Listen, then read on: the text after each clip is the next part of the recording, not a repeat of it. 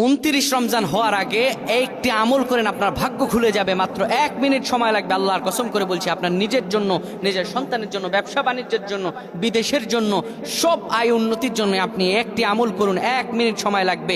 আপনি আমল না করেও সওয়াব পাবেন। যুবক, এই ভিডিও পাওয়ার সাথে সাথে তুমি শেয়ার করে দিবা, আমল না করেও সওয়াব পাবা। কিভাবে? এই আমলটা যদি তোমার শেয়ারের দ্বারা অন্য কেউ শুনতে পায়, তাহলে তুমি সওয়াব পেয়ে যাবা। তার আমলের সওয়াব তোমার আল্লাহ রাব্বুল আলামিন আমল নামায় দিয়ে দিবেন।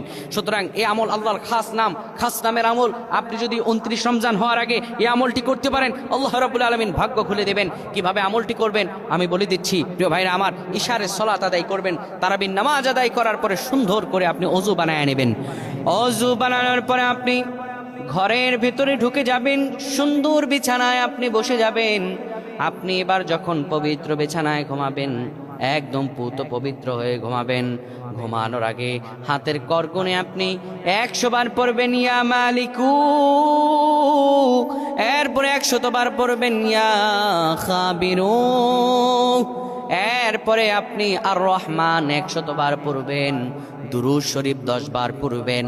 দুটি হাত তুলে আল্লাহর কাছে যদি দোয়া করতে পারেন, আমার আল্লাহ রব্বুল আলামিন আপনার সব সমস্যাগুলো দূর করে দেবেন, রিজিকে বারাকা দান করবেন, মনের সব আশাগুলোকে আমার আল্লাহ পূরণ করে দেবেন।